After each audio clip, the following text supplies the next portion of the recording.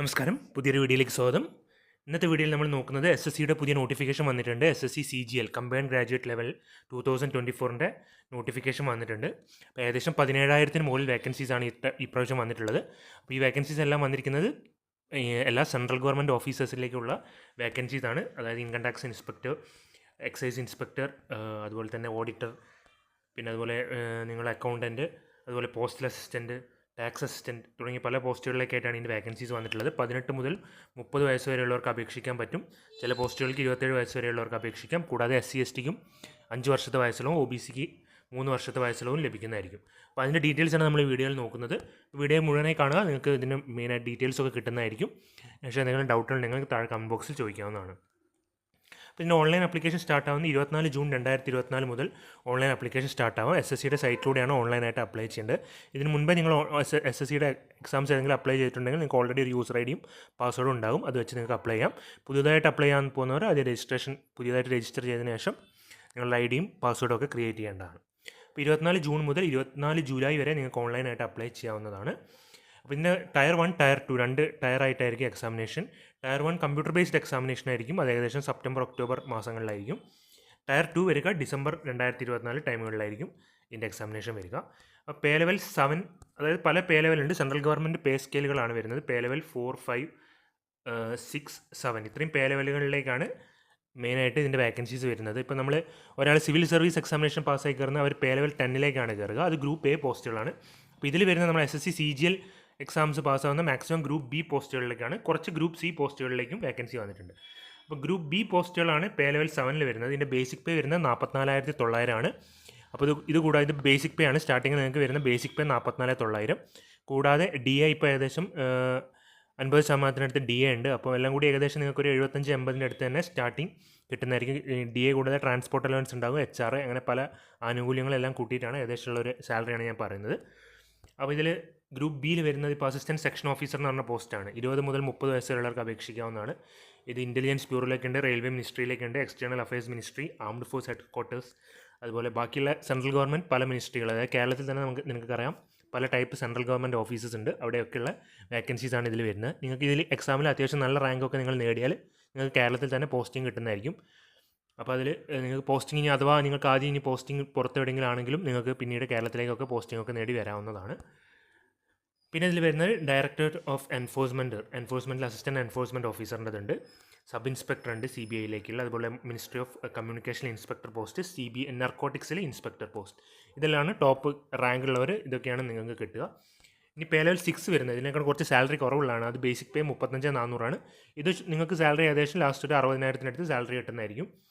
ഇത് executive assistant ഉണ്ട്, അതുപോലെ തന്നെ divisional accountant, sub inspector, NIA national investigation ഏജൻസിയിൽ sub inspector, junior statistical officer, അതുപോലെ തന്നെ പല ഡിപ്പാർട്ട്മെൻറ്റുകളിലേക്കുള്ള അസിസ്റ്റൻറ്റ് സെക്ഷൻ ഓഫീസർ. 18 മുതൽ 30 വയസ്സ് വരെയുള്ളവർക്കാണ് ഇത് അപേക്ഷിക്കാൻ പറ്റുക. നിങ്ങൾ OBCക്കും SC/STക്കും വയസ്സുള്ളവർ ലഭിക്കുന്നതായിരിക്കും. പേ ലെവൽ 5 ആണ് അടുത്ത നമ്മൾ നോക്കുന്നത്. ഇതാണ് ഗ്രൂപ്പ് സി പോസ്റ്റുകളിലേക്കാണ്. ഇത് ഓഡിറ്റർ പോസ്റ്റുകളാണ്. ഡിഫൻസ് ഡിപ്പാർട്ട്മെൻറ്റുകളിലേക്ക്, ബാക്കിയുള്ള ഡിപ്പാർട്ട്മെൻറ്റിലേക്ക് ഓഡിറ്റർ, അക്കൗണ്ടൻറ്റ് പോസ്റ്റുകളിലേക്കാണ് ഇതിൻ്റെ വേക്കൻസി വരുന്നത്. പേ ലെവൽ 4 കുറച്ചുകൂടി സാലറി കുറവുള്ളതാണ്. 25,500 ബേസിക് പേ വരുന്നത്. ഇത് 18 മുതൽ 27 വയസ്സ് വരെയുള്ളവർക്ക് അപേക്ഷിക്കാൻ വന്ന പോസ്റ്റ് അസിസ്റ്റൻറ്റ്, പോസ്റ്റ് ഓഫീസിലേക്കുള്ള പോസ്റ്റ് അസിസ്റ്റൻറ്റ് വേക്കൻസി ഇതിലാണ് വരുന്നത്. പിന്നെ UD ക്ലർക്കുകൾ, അതുപോലെ തന്നെ ടാക്സ് അസിസ്റ്റൻറ്റ്, സബ് ഇൻസ്പെക്ടർ, നർക്കോട്ടിക്സിൽ സബ് ഇൻസ്പെക്ടർ തുടങ്ങിയ പോസ്റ്റുകളിലൊക്കെ ഇതിലൂടെയാണ്. ഈ ലാസ്റ്റിലേക്കുള്ള ഇത് മാർക്ക് കുറഞ്ഞവരാണ് ഇതൊക്കെ സെലക്ട് ചെയ്യുക. അപ്പോൾ നിങ്ങൾക്ക് ഏതൊരു റാങ്ക് കിട്ടിയാലും ഇതിൽ ഏതെങ്കിലും ഒരു പോസ്റ്റ് കിട്ടിയാലും എല്ലാം ഒന്നും മോശമായ പോസ്റ്റുകളല്ല, എല്ലാം നല്ല പിന്നീട് പ്രൊമോഷനൊക്കെ കയറി നിങ്ങൾക്ക് കിട്ടാവുന്നതാണ്. അപ്പോൾ ഏകദേശം വേക്കൻസി വരുന്നത് 17,727 വേക്കൻസീസാണ് ഇതിൽ ടോട്ടൽ പറഞ്ഞിരിക്കുന്നത്. ഈ വേക്കൻസീസ് എന്തായാലും ലാസ്റ്റ് കൂടാവുന്നതാണ്, എല്ലാ പ്രാവശ്യവും കൂടാറുണ്ട്. ഏജ് ലിമിറ്റ് വരുന്നത് ഇവർ കാൽക്കുലേറ്റ് ചെയ്യുന്ന August 1, 2024 വെച്ചിട്ടാണ് ഏജ് ലിമിറ്റ് കാൽക്കുലേറ്റ് ചെയ്യുക. അപ്പോൾ നിങ്ങൾക്ക് 18 മുതൽ 27 വയസ്സ് വരെയുള്ള പോസ്റ്റുകൾ, അതായത് ഗ്രൂപ്പ് സി പോസ്റ്റുകളാണെങ്കിൽ 2 August 1997 August 1, 2006 ഇടയിൽ ജനിച്ചവരായിരിക്കണം. ഈ 30 വയസ്സ് വരെയുള്ള പോസ്റ്റുകളാണെങ്കിൽ August 2, 1994 August 1, 2006 ഇടയിൽ ജനിച്ചവരായിരിക്കണം. അപ്പം ഡിസേബിൾഡ് കാൻഡിഡേറ്റ്സ്, PWD കാൻഡിഡേറ്റ്സിനും നിങ്ങൾക്ക് അതിൻ്റെ വയസ്സളവ് ലഭിക്കുന്നതായിരിക്കും. അൺറിസർവ്ഡ് ആണെങ്കിൽ 10 വർഷത്തെ വയസ്സളവ് ലഭിക്കും. SC/STക്ക് 5, OBCക്ക് 3. ഇനി പിന്നെ മെയിനായിട്ടുള്ള ഡീറ്റെയിൽസാണ് ഞാൻ നോട്ടിഫിക്കേഷനിൽ പറയുന്നത്. അപ്പോൾ ഇത് പറഞ്ഞതിന് ശേഷം നിങ്ങളത് ചെക്ക് ചെയ്യുക നോട്ടിഫിക്കേഷൻ. അതിന് ശേഷം മാത്രം അപ്ലൈ ചെയ്യുക. പിന്നെ ഇതിൻ്റെ ക്വാളിഫിക്കേഷൻ വരുന്നത് ഇപ്പോൾ സ്റ്റാറ്റിസ്റ്റിക്കൽ ഓഫീസർ എന്ന് പറഞ്ഞ പോസ്റ്റ് ഉണ്ട്. അതിന് നിങ്ങൾക്ക് വേണ്ട ക്വാളിഫിക്കേഷൻ എന്ന് പറഞ്ഞാൽ bachelor degree with at least 60% mark in maths at +2. +2 നിങ്ങൾക്ക് 60% മാർക്ക് മാത്സിലും ഉണ്ടാവണം.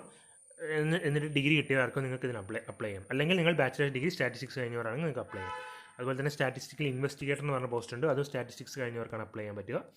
ബാക്കി റിസർച്ച് അസിസ്റ്റൻ്റ് എന്ന് പറഞ്ഞ പോസ്റ്റ് ഉണ്ട്, അതിന് ഡിഗ്രിയാണ് ക്വാളിഫിക്കേഷൻ. ബാക്കിയുള്ള എല്ലാ പോസ്റ്റുകളിലും നിങ്ങൾക്ക് ഒരു ഡിഗ്രി ഉണ്ടെങ്കിൽ നിങ്ങൾക്ക് അപ്ലൈ ചെയ്യാം. ഡിഗ്രിക്ക് പെർസെൻറ്റേജ് ഒന്നും പറയുന്നില്ല, ഡിഗ്രി പാസ്സായ നിങ്ങൾക്ക് അപേക്ഷിക്കാം. അത് ആഗസ്റ്റ് 1, 2024 മുൻപ് നിങ്ങൾ പാസ്സായിരിക്കണം. ബാച്ചിലർ ഡിഗ്രി ഇൻ BCom ആയാലും BA BSc ഏതായാലും, ഇപ്പോൾ നിങ്ങൾ അതുപോലെ BTech ആണെങ്കിലും അങ്ങനെ ഏതായാലും, ഇപ്പോൾ മെഡിക്കൽ പോസ്റ്റുകൾ മെഡിക്കൽ ഡിഗ്രി ഉള്ളവർക്കും എല്ലാം നിങ്ങൾക്ക് അപ്ലൈ ചെയ്യാവുന്നതാണ്.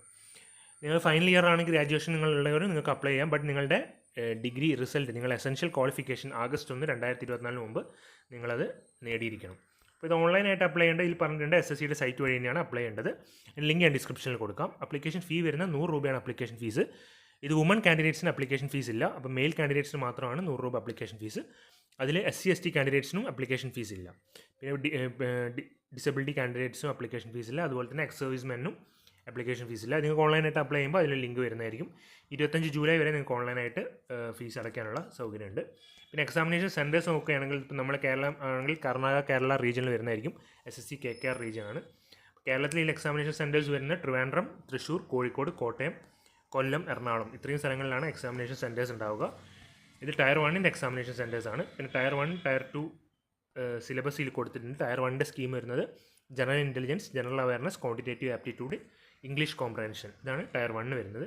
ടയർ 2ലും അതുപോലെ തന്നെ mathematics, reasoning, computer, data entry, speed test അങ്ങനത്തെ കുറച്ച് ക്വസ്റ്റ്യൻസ് ഒക്കെ ഉണ്ടാകുന്നതായിരിക്കും. ഇപ്പോൾ നിങ്ങൾ കുറേ കാലങ്ങളായി SSCക്ക് പ്രിപ്പയർ ചെയ്യുന്നവർക്ക് ഈ സിലബസൊക്കെ നന്നായിട്ട് അറിയുന്നതായിരിക്കും.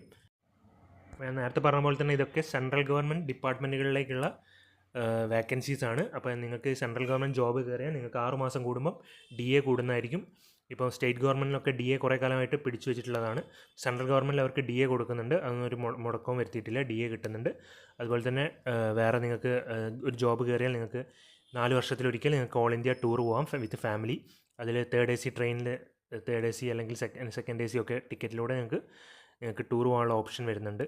പിന്നെ അതുപോലെ തന്നെ ചൈൽഡ് കെയർ, വുമൺ ലേഡീസിനാണെങ്കിൽ ചൈൽഡ് കെയർ ലീവ് കിട്ടുന്നതായിരിക്കും 2 വർഷത്തെ. പിന്നെ അതുപോലെ മെറ്റേണിറ്റി ലീവ് കിട്ടുന്നതായിരിക്കും. അങ്ങനെ പലവിധ ആനുകൂല്യങ്ങളുണ്ട്. നിങ്ങൾ ഈ സെൻട്രൽ ഗവൺമെൻറ് ജോബിൽ കയറിയാൽ 60 വയസ്സ് വരെ നിങ്ങൾക്ക് ജോബ് ചെയ്യാവുന്നതാണ്. മാക്സിമം ഈ പോസ്റ്റുകളിൽ കിട്ടുന്നവർ നിങ്ങൾക്ക് അധികം കേരളത്തിൽ തന്നെ പോസ്റ്റിംഗ് കിട്ടുന്നതായിരിക്കും.